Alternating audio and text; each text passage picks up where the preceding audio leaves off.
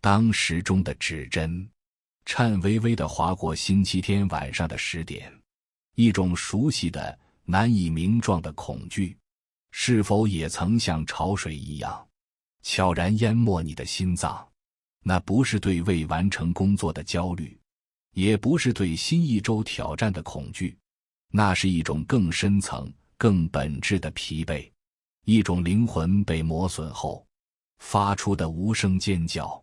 你躺在床上，天花板是你唯一的风景，脑海中只有一个声音在盘旋，就这样了吗？我的一生就要这样周而复始，直到终点吗？你努力，你上进，你省吃俭用，你信奉多劳多得，你以为这叫人间清醒，是成年人该有的体面和担当。但今天，我想邀请你直面一个让你毛骨悚然的可能性，你所以为的清醒，恰恰是这个时代最深沉的催眠。你根本不是在使用金钱，你是在被金钱使用。你不是在打工赚钱，你是在用你一生的时间、情感、健康甚至尊严，去饲养一头名为金钱的怪兽，而你只是他圈养的牲畜。这是一期不讨喜但绝对醒脑的节目。我不是来安慰你，我是来叫醒你。如果你内心脆弱，如果你习惯了在温水里游泳，请立刻关掉这个页面，因为接下来的每一个字都可能让你彻底的怀疑人生，让你过去几十年建立的信仰瞬间崩塌。但如果你还有一丝不甘，如果你内心的火焰还未被彻底浇灭，那么请深吸一口气，让我们一起撕开这个被精心包装的世界的真相。第一章，金钱的幻术。为什么你永远存不下钱？你一定问过自己无数遍，我的钱都去哪儿了？你明明月薪过万，在同事朋友眼中是个体面的白领，但每到月底，看着银行卡里那点可怜的余额，你连生一场病的底气都没有。这不是你的错，也不是偶然，这是一场遍及全球的精心设计的金融围猎。你以为你在赚钱？哼，其实是钱在玩你。小莲，29岁，在上海一家互联网公司做运营，月薪15000，听起来不错，对吧？在老家的亲戚朋友眼里，他是在大上海混得风生水起的精英。但让我们来看看小林真实的账本。房租4500元，在离公司1小时地铁的郊区，租了一个20平米的开间，这是他能找到的性价比最高的鸽子笼。通勤400元，每天2小时的地铁，像沙丁鱼一样被挤在罐头里，是他睁开眼就要面对的战斗。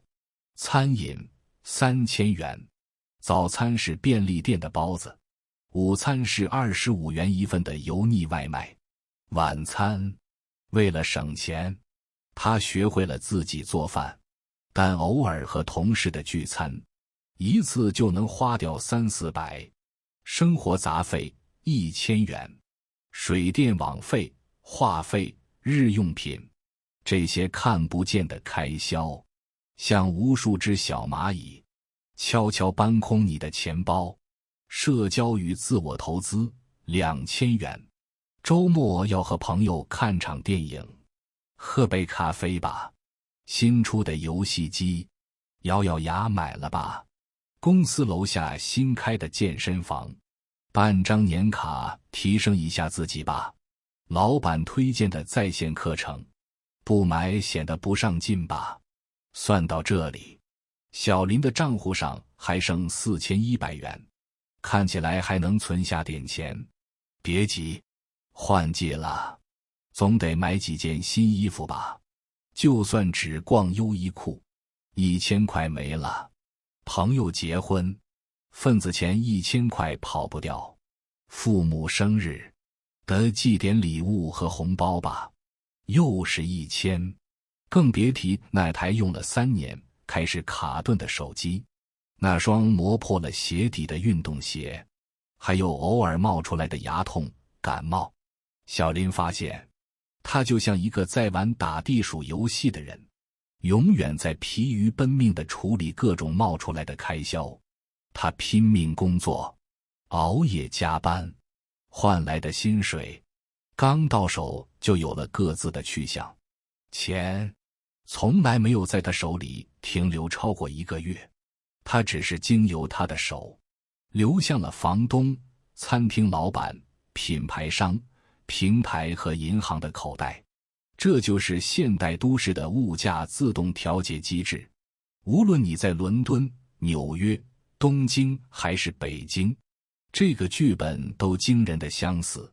你的工资永远被设计得刚刚好，刚好能支付你活下去的基本成本，再留下一点点缝隙，让你去购买一些被定义为美好生活的符号，然后让你钱包见底，下个月继续为此奋斗。你以为你在追求精致生活？不，你只是在被精致这个词驯化。一杯38元的咖啡不是用来提神的，是用来证明我还活得像个人的。一趟去远方的旅行不是为了看风景，是为了发朋友圈，向世界宣告我没有被生活压垮。你以为这叫生活？不，这叫金钱驯化。你不是主人，你是被欲望和账单牵着鼻子走的驴。你跑得越快，挂在你眼前的胡萝卜也移动得越快。第2章，看不见的牢笼，现代奴隶制的精密设计。有人会说，这不叫奴隶制，我有选择的自由，我可以选择换工作，可以选择躺平，甚至可以选择离开大城市。真的吗？让我们来定义一下什么是奴隶制。古典奴隶制是用鞭子和锁链逼迫你劳动，而现代奴隶制则高明得多，它不用鞭子，而是用生活压力、社会比较和制度设计，让你自愿带上枷锁，心甘情愿地为之奔波一生。债务枷锁，让你不敢停下的跑步机。中产阶级，这个听起来光鲜的词，其实是现代奴隶制中最悲惨的群体。他们比小林更惨。老李，40岁，某公司中层管理，年薪50万。他有房有车，有妻有子，是别人眼中的人生赢家。但老李每天都在失眠。他的那套100多平的房子，背负着300万的房贷，每月还款18000。那辆用来接送孩子、周末出游的 SUV， 每月车贷3000。孩子的国际学校，1年学费20万。老婆不上班，全职带娃，追求着与他朋友圈相匹配的生活质量。老李得50万年薪，在这些巨大的开销面前，像洒进沙漠里的一杯水。他不敢生病，不敢失业，更不敢得罪领导。他每天在公司里笑脸迎人，处理着复杂的人际关系，忍受着来自上司的压力与下属的挑战。他知道，只要他一停下来，这个看似完美的中产家庭就会瞬间崩溃。这就是债务的威力。房贷、车贷、消费贷、信用卡，这些金融工具被包装成帮你提前实现梦想的天使，实际上他们是你脖子上最沉重的看不见的枷锁。它剥夺了你停下来的权利。你不是在为自己工作，你是在为银行打工。你以为你拥有资产、房子、车子，实际上在还清贷款之前，你只是资产的保管员。通胀的无形之手，对穷人最残酷的税。你拼命把钱存进银行，以为那是安全的，但你忘了，还有一只看不见的手，在悄无声息地偷走你的财富，那就是通货膨胀。咖啡从20涨到38，猪肉从15涨到30，房租3年涨了2轮，你的工资涨幅追得上吗？这个世界最巧妙的设计就在于此，它让你的钱在你不知道的时候变得越来越不值钱。这是一种对所有持有现金者的惩罚，而对穷人，这是最残酷的税。因为富人拥有的是资产、房产、股权、艺术品，资产的价格会随着通胀上涨，而你只有那点可怜的不断贬值的存款。你以为钱被你花掉了，不，是被生活的各种费用吞没了。你以为工资涨了就能轻松点，别傻了，生活成本的涨幅永远比你的工资条跑得快。消费主义的迷魂汤让你至死方休的攀比。你真的需要最新款的 iPhone 吗？你真的需要那个上万块的包吗？你真的需要去网红餐厅排队2小时，只为拍一张照片吗？可能不，但你周围的人都有。社交媒体上，每个人都在展示着比你更光鲜的生活。广告、电影、整个社会都在向你灌输同一个观念：消费等于幸福，拥有等于成功。你被裹挟其中，身不由己。你不是在满足需求，你是在购买身份，是在缓解焦虑。你用消费来填补内心的空虚，来证明自己的价值。资本的魔法就是让你一边心甘情愿地掏空钱包，一边还要对他说：谢谢你，让我感到了片刻的快乐。所以你看懂了吗？债务让你不敢停，通胀让你不能停，消费主义让你不想停。这3者构成了一个完美的闭环，一个看不见的牢笼。你以为你有自由，但只要你活着，每天睁开眼就要为房租、水电、食物买单。这不叫自由，这叫高级奴役。你不是在参加一场公平的马拉松，你是在一台被精心设计过的跑步机上，跑得越快，消耗得越快，但你永远在原地。第3章，狼与羊的盛宴，阶级。这个世界唯一的真相。当你还在为几千块的工资焦头烂额时，你可能从未意识到，这个世界的财富分配遵循的根本不是多劳多得的童话，而是狼吃羊的丛林法则。你以为你在和同事竞争，和同龄人赛跑，错了。你的竞争对手从你出生的那一刻起，就已经把你甩开了108000里。王小军出生在一个普通的工薪家庭，他的父母是善良勤劳的好人，他们对小军最大的期望就是好好读书，考个好大学，找份稳定的工作，别像他们一样辛苦一辈子。小军很懂事，他拼命学习，成了全家人的骄傲。他考上了重点大学，毕业后进入了一家大公司。他的人生剧本正按照父母的期望完美上演。陈公子与王小军同年出生，他的父亲是一家上市公司的董事长。陈公子的人生是另一种剧本。他从小上的是国际学校，身边的同学非富即贵，假期是去瑞士滑雪。去非洲看动物迁徙。大学被轻松安排进了常春藤名校，他学的不是数理化，而是家族办公室如何运作，是如何通过信托和基金让财富代代传承。毕业后，他没有去投简历，而是直接空降到父亲朋友的公司历练，美其名曰积累经验。几年后，王小军凭借自己的努力成了部门的业务骨干。他拿着30万的年薪，正攒钱准备付一套郊区房子的首付。他觉得人生充满希望。而陈公子在家里的资金支持下成立了一家投资公司。他利用父辈积累的人脉和资源，投了几个风口上的项目。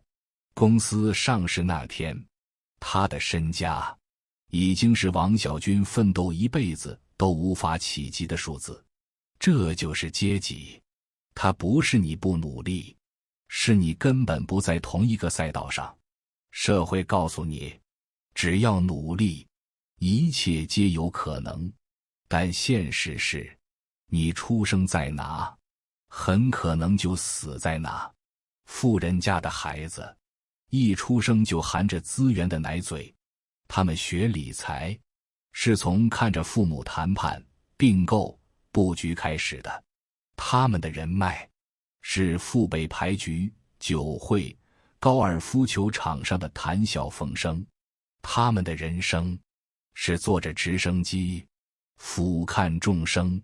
而我们学理财是从被 P2P 割了韭菜，被股市套牢，被房贷压得喘不过气开始的。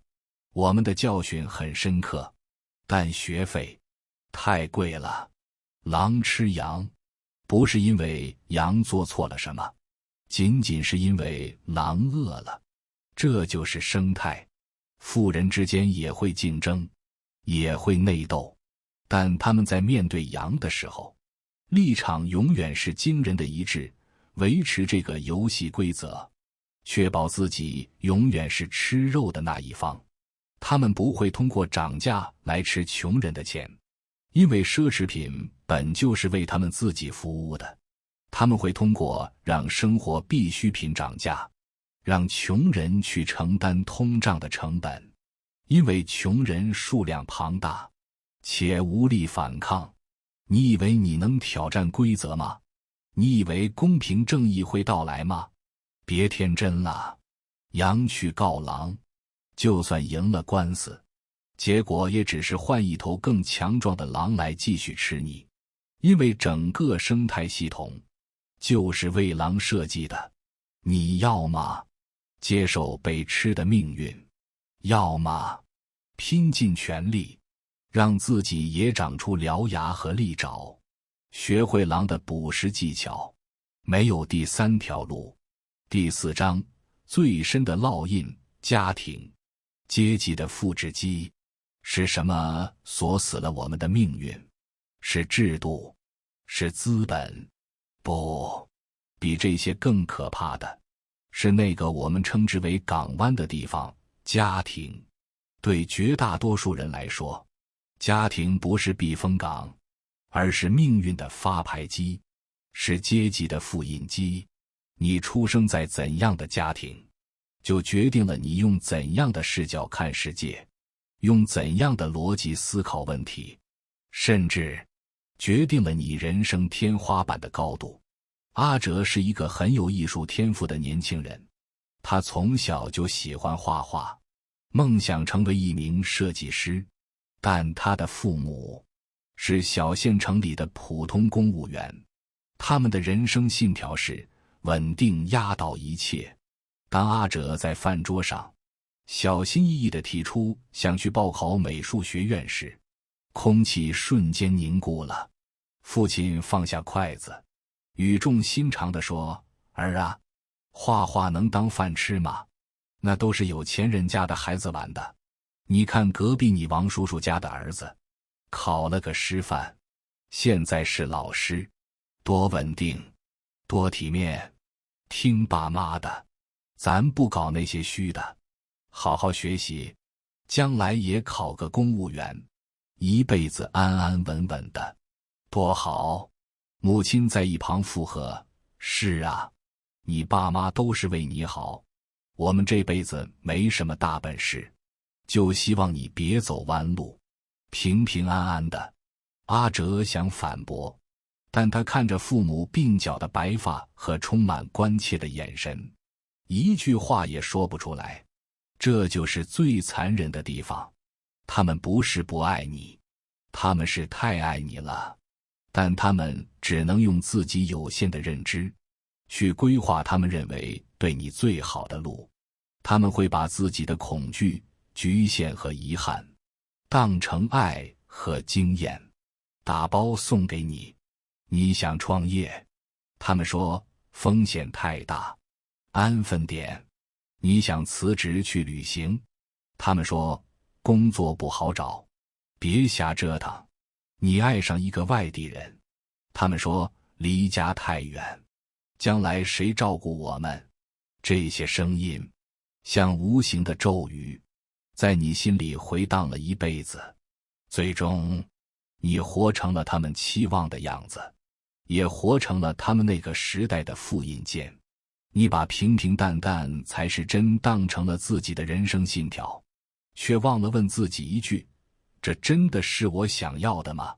这就是阶级固化的真相，不是有人拿着枪指着你不让你往上爬，而是你从小就被训练的，根本看不见楼梯在哪里。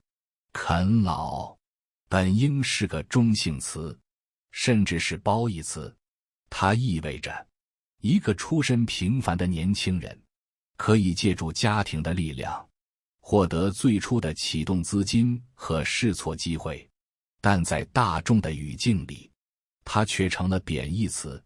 这本身就是一种对底层的规训，你赤手空拳就应该认命，不应该去想那些不属于你的东西。而富人呢，他们不叫啃老，那叫传承。你看到的是他年少有为，看不见的是他父亲给他安排的学历镀金、人脉对接、资本注入。你从0开始，他从80开始，还一路开挂。这场游戏从发牌的那一刻起就已经写好了结局。你的家庭就是你的剧本写手，他们为你定好了主题，安排好了结局，甚至连墓碑上的悼词都替你想好了。第5章，觉醒的雷鸣。当你第一次看见牢笼的栅栏，那么有解吗？很残忍，但客观地说，这个系统本身不提供解药，它不需要你破解，它只需要你继续玩下去，直到油尽灯枯。但你还有唯一的选择，觉醒。觉醒是什么？不是什么玄学，不是什么宇宙能量，觉醒就是你终于在某一刻停下了奔跑的脚步，开始怀疑这一切真的是我想要的吗？我甘心吗？那一刻可能是在又一个加班到深夜的凌晨，你看着空无一人的地铁车厢，感到的彻骨孤独。那一刻可能是在接到父母生病住院的电话，你却发现自己连一张去 ICU 的门票都买不起时的绝望。那一刻可能是在看到昔日同学仅仅因为投对了胎就过上了你梦寐以求的生活时的巨大失落。那一刻一道闪电劈开了你混沌的脑海，你第一次真真切切地看见了那个囚禁你一生的无形的牢笼。觉醒是一个极其痛苦的过程，它意味着你要承认你过去几十年的努力可能都走在了一条错误的道路上，它意味着你要承认你所信奉的那些价值观，天道酬勤、公平正义，可能都只是一厢情愿的童话。它意味着，你要承认，那个你深爱的、给予你生命的家庭，同时也是给你套上第一道枷锁的地方。你会愤怒，会迷茫，会痛苦，会感到整个世界都在与你为敌。但恭喜你，因为从这一刻起，你才真正开始活着。你不再是那个被设定好程序的机器人，你变成了一个开始拥有自我意志的活生生的人，一个觉醒的人。看世界的眼光是完全不同的。他看到老板化的公司上市就财务自由的大饼，不再热血沸腾，而是会去查公司的股权结构和盈利模式。他看到消费升级的广告，不再是兴奋地加入购物车，而是会冷静地问自己，这是我的需要，还是资本的欲望？他看到父母在用为你好来道德绑架时，他会温柔而坚定地说，爸妈，我爱你们，但这是我的人生，请让我自己负责。觉醒不是让你立刻辞职，立刻翻身，这不现实。觉醒的真正意义在于，你从此看懂了游戏规则，你不再被骗了，你从一个浑浑噩噩的棋子，变成了一个清醒的玩家。哪怕你现在的牌很烂，但你至少知道了牌桌上的规则，知道了谁是你的对手，谁是你的队友，以及你该如何打好手中的每一张牌。这个世界有两种人，一种是被操控的，一种是知道自己曾被操控的。从现在开始，请让自己成为第二种。第6章，越狱的艺术，重写你的人生剧本。当你醒来，下一步就是越狱。这是一场艰难卓绝、旷日持久的战争。敌人不是别人，正是过去的你自己和你脑中根深蒂固的思维钢印。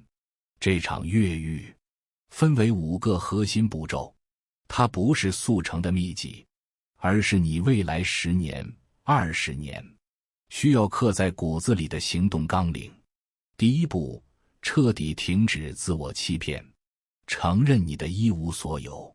越狱的第一步是直面你那残酷的、不加任何美化的现实。别再说我很知足，平淡是真。别再说钱不重要，快乐就好。这些话，等你真的财务自由了，再说出来，那叫境界。现在说，那叫自我麻醉。请在一张白纸上，诚实地写下你的现状。你的净资产是多少？资产减去所有负债。你的被动收入是多少？不工作也能获得的收入。如果明天就失业，你的存款能让你和家人支撑多久？你拥有多少可以随时变现的、不依附于任何平台的技能或资源？当你看到那份可能惨不忍睹的清单时，不要沮丧，不要逃避。你要做的是把这份刺痛感转化为改变的最原始的动力。承认你的贫穷，承认你的脆弱，承认你的无能为力，这是所有改变的开始。第二步，发起一场思想政变，罢黜原生思维。你的大脑是你越狱路上最大的牢笼，而狱卒就是你父母、学校、社会灌输给你的那一整套安全、稳定、听话的思维模式。你必须发动一场政变，把这些陈腐的、限制性的思维从你大脑的王座上赶下去。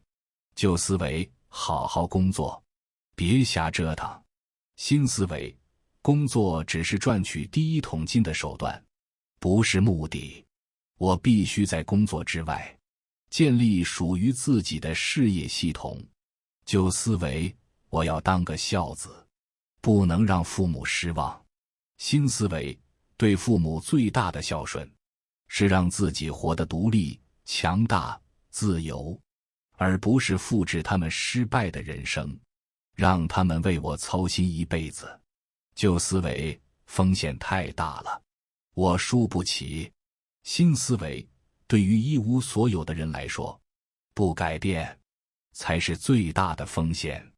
这是一场痛苦的自我革命，你会感到与家庭的疏离，与社会的格格不入。但请记住，任何新生的生命都必须经历挣脱蛋壳的痛苦。第3步，重新定义你的成功，夺回人生的主导权。过去，你的成功被社会定义为有房、有车、有婚姻、有孩子，这是一套为奴隶量身定做的，用来拖垮你的枷锁。从今天起，请为自己建立一个全新的成功定义。这个定义只有一个核心指标：你对你人生的主导权有多大？你能不能自由地支配你的时间，而不是被考勤机控制？你能不能选择和你喜欢的人合作，而不是忍受傻逼同事和领导？你能不能在你认为对的方向上投入精力，而不是去完成一份你毫无热情的 KPI？ 哪怕你现在月薪只有5000，但你能自由安排生活，有时间学习、思考、健身，那你也比那个月薪5万但压力大到濒临猝死的高管离成功更近。因为你拥有未来，而他只有被不断消耗的现在。第4步，建立你的私人印钞机、资产与系统。钱不是目的，但它是你通往自由的唯一交通工具。你必须学会如何让钱为你工作，而不是你一辈子为钱卖命。这需要一个从量变到质变的过程。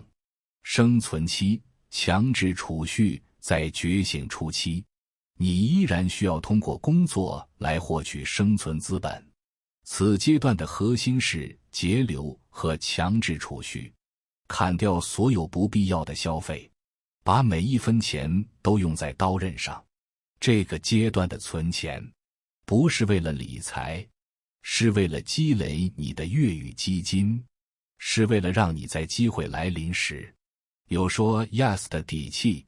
学习期，投资自己，把你的粤语基金最大程度地投向回报率最高的地方，你自己的大脑。去学习商业知识、金融常识、谈判技巧、营销心理学。去付费加入高质量的社群，去向那些已经拿到结果的人学习。这是你摆脱打工思维的关键一步。构建期，创造系统。当你有了足够的认知和技能后，开始尝试创造属于你自己的收入系统。它可以是一个自媒体账号，一个电商店铺，一个知识付费产品，或者一个小小的线下生意。关键在于，这个系统的收入不完全依赖于你按时出售自己的劳动，它应该具备可复制性和可扩展性。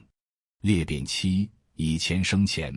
当你的系统能为你带来源源不断的现金流时，恭喜你，你已经拿到了半张自由的门票。接下来，你要学习如何用钱这个工具，去购买更多的资产、股权、房产、版权等等，让你的财富进入指数级增长的快车道。这条路很长，但它是唯一通往山顶的路。第5步，重组你的社交圈，打造你的能量场。孟母3000，古人早已明白环境对人的塑造力。你必须果断地离开那些消耗你能量的无效社交圈，那些只会喝酒吹牛、抱怨命运的酒肉朋友，请远离他们。那些见不得你好，只会给你负能量的亲戚，请保持距离。那些充满了内卷和办公室政治的公司环境，请尽快想办法逃离。然后，去主动地、有策略的构建一个能为你赋能的、有价值的社交圈，找到你所在领域的顶尖人物，想尽办法去链接他们，哪怕是付费，哪怕是从给他们打杂开始。加入高质量的在线线下社群，和一群与你同频、共同成长的人在一起，善待那些在你落魄时依然愿意给你机会、给你资源、给你真诚建议的人。记住，越有本事的人越懂事，越愿意分享。当你的身边围绕的都是比你更优秀、更正能量的人时，你也会被这个能量场推着，不由自主地向上走。写到这里，万字已尽，但你的人生才刚刚开始。我希望你记住，你今天所面临的困境，不是因为你不够努力、不够好，而是因为你被困在一个被精心设计好，让你必然会输的系统里。这个系统希望你一辈子都迷迷糊糊，他希望你把孝顺当成枷锁，用家庭拖垮自己，他希望你用买房、买车、结婚、生子来签下一份终身的劳动合同，他希望你永远在比较，永远在追逐，永远活在别人为你写好的剧本里。但当你醒来，当你看穿了这一切，你就不再是那个任人摆布的奴隶，你将成为设计自己命运的上帝。不要再沉睡了，朋友。世界很大，游戏很有趣，但前提是你得先从棋子变成玩家。期待在牌桌上看到清醒的你。